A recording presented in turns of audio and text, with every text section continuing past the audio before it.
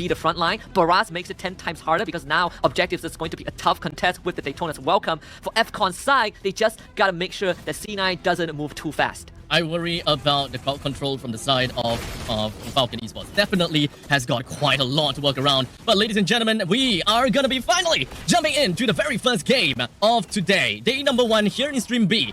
It's Cloud9 versus Falcon Esports. Yeah, I think right off the bat, we're seeing that Cold War is going to get some info on where Dax is, forces out the red tree at the purple buff. That is kind of the protocol, what you want to look at, but I also like that KidX is trying to get priority for PX7. As an Arlet at level 1, you have incredible base damage with your Vengeance, and you just want to give as much pressure to the enemy mid lane as you possibly can, but Cloud9 able to stem the early aggression and keep this mid lane under control. So coming into looking at lane priorities all across the board, right? We're definitely gonna be expecting quite a bit of movements in the middle lane with a dual setup from the middle lane. We've got the Valentina definitely always have got great priority over many other mages out there, but having an Arlet that's just constantly in the middle lane definitely poses quite a bit of threat for the Valentina before he can just start roaming around again.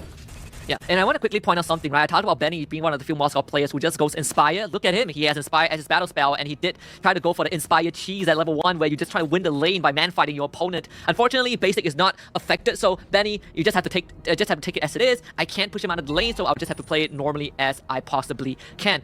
All things considered, so far, whatever we've expected from both teams is true, but with Dax being found out, that means that Cloud9 have sufficient info. Falcons are waiting for PX7 and Royal Milk to hit level 4, and then it's about the turtle contest. With the Aurora already heading into the top lane, they want to assist as much as possible. But Cloud9, they have jumped themselves onto KidX and showed themselves in the middle lane, allowing Falcon Esports to actually take the priority off of the Lord. But we are expecting a 4 versus 5 fight as Royal Milk immediately jump right in with Earth Shatter, followed by a Flicker, as the turtle will be taken by the hands of Boba Zane. They have came here for what they wanted, and KidX is going to be falling down as the first blood. Falcon Esports, they're losing 3 men right off the bat. Cloud9 looks at this game smiling. Yeah, this is the worst possible opening. I mean, PX7 keeps his passive, I believe, loses the flicker, all battle spells used by the side of Falcon Esports. That turtle fight really felt like it shouldn't have gone that way. I think Falcons, you just need to give it up. KidX is not, has already lost his flicker. You realize that Mark QT stole the Primal Wrath, so that's just extra damage from the side of Cloud9. And when you look at this replay, Benny, he was thinking whether he wants to show up to the fight, but thankfully he didn't, because that would have been kill number 4. We've established that Cloud9, they have tank shredders, they can play fast, they have good objective control, and the fact that Falcons took that fight and lost 3. Whenever they have their back against the wall, definitely when it comes down to Falcon, they have Benny, right? So if you want to go for a couple of split pushes here and there, or you're trying to clear up the waves, I don't think that they might have that big of a problem. So Cloud9 getting themselves the early start and having the great aggression in the early game, I think that this pretty much paves the way for their entire strategy. Yeah, I mean, you're looking at a 2k gold advantage for Cloud9 just off of that first interaction, right, at the turtle fight. So that's something that I think is not too big of a lead just yet, but definitely something that Cloud9 is going to feel happy about, because all your core targets, all your core members got the kill. Mobazin got 1, Milo got 1, Mark QT got 1, and he's also sporting the MSC 2024 edition Valentina skins, which I absolutely adore. But you look at this fight, I feel like Cloud9, they want more. Yep, as Dex was hoping that he'll be able to run away, but unfortunately the final slash is just going to be connecting on Dex. But immediately after that, Appraisal's Wrath connects, he gets his HP back a little bit, but it's not going to help too much. As Cloud9 with the guiding win, Cold World managed to bring Mobazin right out of the team fight, and they're going to be pretty much safe and sound with only a 1-for-1 trade. Not enough damage from Falcons for the second time, and that one is a lot more apparent. Dax survived for long enough, lands a 3 Appraisal's Wrath, gives his life away, only to not have Falcons get anything in return. I believe they only took down Basic. Basic though. That's okay, but in the grand scheme of things, Cloud9, they're fine with it, right? The kill from Basic went over to KidX, which you would have loved it if it went to anyone else. Even Milo is a full level ahead of Royal Milk. Second turtle is up. As we have the turtle currently going down, Dax is going to be the one that claims the credit for that. And for now, Falcon Esports, I'm pretty sure that they're going to be responding in kind, as we're just going to be focusing down on Mark QT, but Mobazin goes right in with a quick little ultimate. Unfortunately, Dax is going to be caught up in the middle of all of that. As thus, he's going to go down together with KidX, and Cloud9 secures 2 kills and a free orange buff. Turtle taken by Falcons, but for the 3rd time in a row, not enough damage. Dax didn't even get to use his ultimate that fight because he was gobbled by Mielo right before that, and that puts Mobazin 2 levels ahead of Dax. A tragedy for the Fredrin. This is the exact situation you don't want to be in as a Fredrin into a lineup with, Carry and Alpha. If you can't survive in a fight, you are basically ineffective. Not to mention that Mielo has been keeping his gears locked onto this Fredrin. Especially since Fredrin really plays around with HP. You really want to bring yourself down low enough to get a lot of that grey health in order to unleash that one big Appraisal's Wrath. But as we talked about it before, right? We're looking at the carry and the Alpha. It's not something that this Fredrin will have all the time in the world to just bump up in the amount of HP that you have and really just play possum. He gotta have to react fast enough and really try to go for it. In fact, you see, Dax was really holding off on his Peristal's ramp, and only at the final seconds he tried to put it out, but a little bit too late. Seems like they want to find the jungle again. Yep, it doesn't seem like things are going to be looking very well for Falcon Esports, as the Deadlands Welcome just going to be connected down onto Dax, dying down once again, 4th time in a row. We did have the final slash that did connect onto Mobazane though, but it's not going to be that big of a difference. I don't think there's enough damage for Falcons. In fact, Mobazane, if he wants to turn, he can. Even use the conceal. Unfortunately, Kidex gets swiped to the grave. Cloud9 pumping up the tempo. This is Falcons Esports' worst nightmare. It doesn't seem like things are going to be great at all. Cloud9 with currently with 8 kills and Falcon Esports with only 1, and they are now even going to be focusing the bottom lane. But Benny turned things around a tad little bit. He did manage to bring the Mathilda down, but unfortunately the main guy, Basic, is still alive. Best case scenario, I suppose. You could have asked for a better trade, at least as a 1-for-1. Would have loved to take down Basic, but Falcons arriving at the third turtle. Without the Moskov coming in, Dax still somehow did manage to take the turtle away from Cloud9. Mobazane definitely not happy about that. Yeah, I'm telling you, man, Dax, as much as the game is still going horribly for him, he's won 2 retry fights under level compared when he went up against Mobile. So that's something good for FCon, right? They're almost close to the 3,000 deficit mark, but all things considered, this is still recoverable for Falcons Esports. They've managed to stem the bleeding a little bit, only losing the bottom tier 1, all things considered, and Royal Milk just broke the top tier 1 of Cloud9, and that means Falcons, they've gotten some space for themselves, and this is beneficial, especially when you want Benny to start. They're really definitely gonna have to bide their time and find the right opportunity to really just jump right in for an all-out team fight. But we gotta have to look out for the main playmakers of Falcon Esports. Is Benny really available, and is Benny really ready for those kind of fights? And in the meantime, PX7 as well. He's currently been stuck in the middle lane for quite a tad bit and unable to really come in for being very pivotal in fights. We don't really quite see that much of an impact, unfortunately. As for now, we're just going to be looking at the middle lane. His HP is not looking good. PX7 not looking good. Recalling, and as for the side of Cloud9, I think that they're more or less ready to try to bring down this facility defense turret.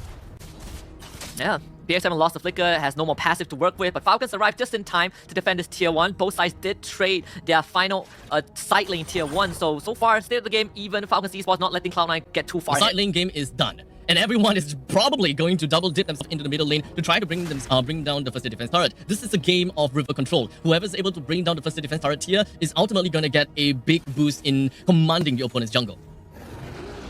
We talk about the setup that Falcons Esports have with this Arlet, right? That's something that Cloud9 would need to be constantly reminding themselves of. Glowing Wana purchased by PX7, that's going to severely impede Cold War's effectiveness with the Matilda. We'll see if this Lord fight's going to turn out in that way. With the Lord currently being pulled out, Falcon Esports as well as Cloud9 understands that it is very scary. This Lord is very daunting, and holding on to the Lord for as period of time is not going to be good, as the final slash is going to be connecting down on the 2. He wants to get himself in the heart of the battle, as now they're just going to be focusing on the Kid X. He went in a little bit too deep, and unfortunately, Falcon Esports wasn't able to help him too much. With Royal Milk coming in on the second part of the fight, he's going to be whittled down to an all-time low too, and Cloud9 succeeded in this fight against Falcon Esports without losing a single one. I don't think Falcons can even attempt to steal this Dax. He might just have to give himself away. He might even I'm go surprised down. that they even try to challenge for this, as the rest of Cloud9 focuses onto Dax, brings him down immediately while Mobazane stayed behind to bring the Lord down. Look, I think Falcons, they gotta start cleaning up their communications a little bit. Kid X got sold out by his team. He got an incredible engage, and all he needed was PX7 and Royal Milk to press their buttons at the exact same time. But you saw the delay follow-up from Royal Milk's onwards basically allowed Cloud9 to have time to react to that engage, and the rest was history. Benny, he wanted to put out damage, but the synchronization just prevented that from happening to FCon. So the synergy from Falcons, they gotta clean it up, because Kid X, he's been getting some good sets, but his teammates isn't pulling their weight. So they always have got the great initiation, but when it comes down to following up, it's not quite that. Despite having a lineup that has a lot of crowd control coming from the Edith, and even the Fredrin himself, and perhaps we are even taking a look at PX7. In fact, every single one of them have got crowd control of their own, as long as they manage to get the communications up and running. So Husky pretty much got the nail in the head, right? We need the communications coming from the side of Falcon Esports to be a lot more precise, and they gotta have to call out each of these shots and all of these skill shots. Yeah. Luckily, they still defend all their inhibitors. That's the least silver lining. 6k gold behind Cloud9 at this point in time. We know for a fact that Benny, he's going to have damage for sure. He's been able to farm up a storm this entire game, and he is going to be the linchpin of FCon as this game progresses, right? We're going to head into that late game pretty soon, but again, it comes down to whether Falcons can get that perfect set, give Benny the space to dish out the damage. Kid X and Royal Milk, you gotta start working on the synergy a little bit, because Kid X, he's been doing his job, but the rest of the team, they got to be able to follow up. They recognize that Dax is not easy for Dax to survive in a face of basic Mobazane and Mielo, but they have an idea on how to pull it off, and it's now a matter of executing. I think that right now, even if Dax has been constantly sacrificing himself for the greater good of FCON, I think that FCON gotta have to look at another way of playing. Like, even if Dax is gonna go down, they gotta have to trade it out one way or another. Because Benny, yes, he's been farming quite a bit, but perhaps he just don't have enough of those items to really execute anyone in Cloud9 just yet. And we are coming into 12 minutes of the game. I believe that once we hit about 15 minutes of the game, where Dax is able to contest for Lord when both junglers are level 15, that is probably gonna be FCON's game. Yeah. And something that I think Cloud9, RQT has been doing well as well is that multiple choices of ultimates, right? It's either I steal the Final Slash, Primal Wrath, or even I steal Aura's ultimate if FCON wants to run at me. Because Cloud9, they have the priority looking for another fight. It does seem Cowell trying to go for the Circling Eagle, working with Milo for their guiding win. Unfortunately, it's not exactly what they wanted. Milo got stopped halfway through and wasn't able to follow Cowell all the way through. So missed out the initiation, but that's fine. It was not that much of a committal Circling Eagle from the side of Matilda. So that's gonna be fine and dandy for now. Best case scenario, well, he did hit someone with the second half of Circling Eagle, right? So the cooldown reduction did apply for Cold World. Side lanes in favor of Falcons, especially top part. FCON has set up the top lane. So this is definitely a lore that they can try and juggle, but Cloud9, they have a lot of damage to run through it if they want to. We'll see if FCON can manage to find the cash. Royal Milk and Kid X on different sides of the pit. Still trying to contest for this. Falcon Esports, they are going and raring to go. As the Dano's worker just going to be connecting down on the front end. Dax still manages to take the Lord for himself. Cloud9 now just going to be going on for an aggressive front. They want to bring Dax down as much as possible. He just immediately jumps himself forward, but wasn't able to do very much. As Benny, he brings himself and jumps back. And he's going to be safe and sound now. Royal Milk and Dax may have went down, but they have the Lord. Oh my goodness. Dax, despite under level, constantly 2 levels behind Mobazane, has won 3 consecutive red tree fight, and Cloud9 had the right idea, right? Like Mielo, he gobbled up Dax, they control him, and somehow he got the Lord for his team, saving grace for Falcons. Sure, they might not be able to make a lot out of this, but at least Falcons have found a lifeline in this game. They only have 3 kills overall, but who cares? Benny, he's coming online. Dax really have got his eye on the prize, constantly winning in all these challenges. In fact, I wouldn't have thought that Dax would be able to win. Like, how in the world did that even happen? Probably Royal Milk jumping all the way into the four-man probably bought them a lot of time, and probably just made Cloud9 just tunnel vision onto Royal Milk as much as possible. So every single one of these deaths definitely contributed to the cause of Falcon Esports wanting to get themselves the Lord. They did manage to bring the inhibitor turret in the top lane down to half health. That gives Falcon Esports so much more room to breathe. Yeah, I'm gonna quickly talk about the deficit in terms of gold. Majority of Cloud9's gold lead actually comes from the jungle gap, right? Mobazane has like what, a 4-5k goal advantage over Dax. That's pretty much it. Everyone else is on almost the same level in terms of net worth. So that means that Cloud9's net worth can be considered as inflated. They want to look for Dax. They're also going to be jumping on the Dax once again. They are not going to be stopping until Dax is finally dead. But Cloud9 realizes that all of their skill shots is just not connecting and immediately retreated out of that. Yeah. I think Cloud9 needs to start understanding that only Mobazane has an advantage in terms of net worth, and that is not going to matter as much at this point of the time. Everyone else on Falcons, they are keeping up. So this total kill is a bit deceptive for those who don't look at the individual net worth, which means look at Falcon Esports. They're starting to take up more space. They're starting to get a lot more confident, and that means that Cloud9, one mistake could lose them game number 6,000 gold lead definitely looks a lot, but how Falcon Esports is playing doesn't feel like they are playing from behind of 6,000. Cloud9, on the other hand, though, it seems like they are definitely trying to be as aggressive as they can, but in the meantime, they gotta have to show as much respect as they can to Falcon Esports, because we have mentioned before, Falcon Esports lineup is chock full of crowd control. The moment that they position themselves wrongly, that is probably going to be a game for Falcon Esports to immediately turn around on.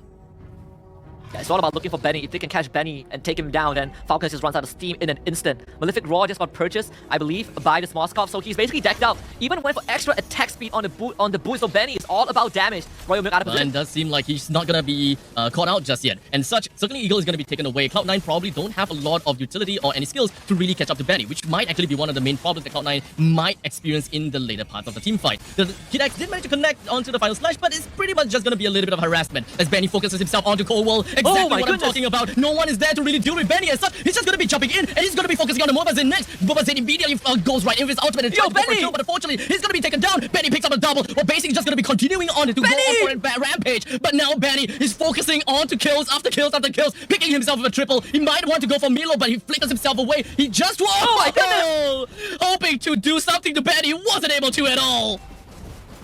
MarQT tried to save his team, but Benny is just too strong. They should be able to defend this inhibitor, I think. Maybe Benny would just power through it. It seems like MarQT keeps the structure alive. Lord, I believe, was taken by the side of Falcons in that chaos. Again! So Cloud9, they have essentially lost whatever lead they've gotten. We talked about the only net worth advantage that they have was from Mobile Zane. Look at this fight, right? Royal Milk goes to the engage. He sacrifices his life to get Mobile Zane, but Benny uncontested the entire fight. Basic, he was put so far behind by Kid X, and when he rejoins the fight, Benny, he just loses out on the one timing, the Winds of Nature being used by Benny afterwards to survive that one-on-one. And Falcons have completely recovered from that early game. This, right now, is Cloud9's turns to experience the nightmare. Sheer discipline from the side of Falcon Esports, having the priority over the Lord and being able to just burst down the Lord with that tiny bit of health is definitely possible. However, they dragged it on a little bit longer than expected, and they forced Mobile Zane to go into a very unexpected position as he just jumps right in with his ultimate, hoping that he will be able to go in for the last hit with the Retribution. But with that all said and done, Falcon Esports did not touch the Lord at all. As such, they did manage to force Mobile Zane in a bad position, bring him down, then subsequently get the Lord for themselves and clean things up. Yeah, Falcon Esports in the driver's seat right now. Cloud9 wants to look for more. They did find Royal Milk with the help of the Daytona's Welcome, I believe.